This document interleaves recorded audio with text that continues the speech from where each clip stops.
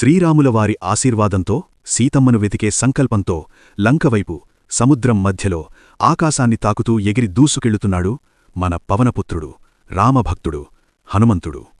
అప్పుడు దేవతలు ఆయన పరాక్రమాన్ని సంకల్పబలాన్ని పరీక్షించాలని నాగమాత సురసను పంపుతారు. సముద్రం మధ్యలో ఒక్కసారిగా భయంకరమైన రూపంలో పాము రూపంలో సురస ప్రత్యక్షమవుతుంది. ఆమె నోరు మృత్యువు గుహలా తెరుచుకుంటుంది. బ్రహ్మవరం ప్రకారం ఈ మార్గంలో వెళ్లే ప్రతి ఒక్కడూ నా ఆహారం కావాలి, యుద్ధం లేకుండా నా నోట్లోకి రా అంటూ గర్జిస్తుంది. హనుమంతుడు నవ్వాడు. భయం లేదు కళ్లల్లో, కేవలం రామనామస్మరణ చేస్తూ, సరే నీ వరాన్ని నేను గౌరవిస్తాను అంటూ ఒక్కసారిగా 10 యోజనాల ఎత్తుకి పెరిగాడు. సురస కూడా నోరు 20 యోజనాలు తెరిచింది. హనుమంతుడు 40 యోజనాలు పెరిగాడు.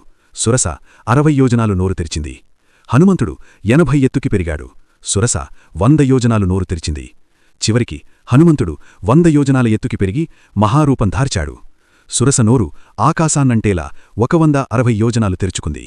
అప్పుడు ఒక్కసారిగా హనుమంతుడు బొటనవేనంత చిన్నవాడై సురస నోట్లోకి జారిపోయి ఆమె కడుపులోకి ప్రవేశించి మళ్లీ బయటికొచ్చేశాడు. నీ కడుపులోకి వెళ్లి తిరిగి వచ్చాను కదా, నీ వరం తీరింది అంటాడు శాంతంగా. సురస ఆశ్చర్యపోయింది.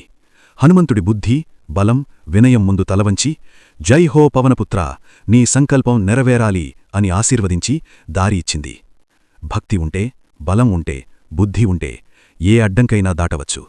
ఇది హనుమంతుడి అమోఘ శక్తి. జై శ్రీరామ్, జై హనుమాన్. కథ నచ్చితే లైక్ చేయండి, షేర్ చేయండి, సబ్స్క్రైబ్ చేయండి.